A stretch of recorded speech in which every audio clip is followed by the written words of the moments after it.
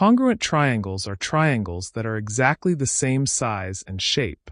For right-angled triangles, there's a special rule called the RHS, right angle-hypotenuse-side rule. This rule helps us determine if two right-angled triangles are congruent.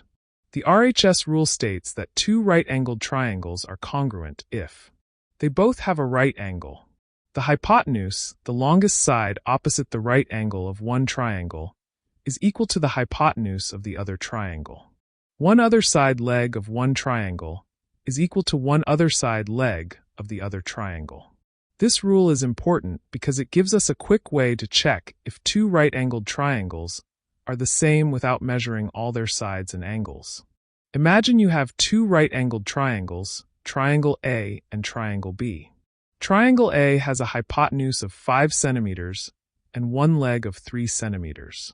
Triangle B also has a hypotenuse of 5 centimeters and one leg of 3 centimeters. According to the RHS rule, these two triangles are congruent because both have a right angle, both have a hypotenuse of 5 centimeters, both have one leg of 3 centimeters. Even though we didn't measure the other leg, which is 4 centimeters in this case, we know the triangles are congruent because of the RHS rule. Think of the RHS rule as a special handshake between right-angled triangles. If they can match their hypotenuse and one leg, they are identical twins. Here's a quick recap.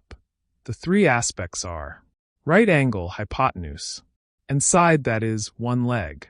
If two right-angled triangles match in these three aspects, they are congruent.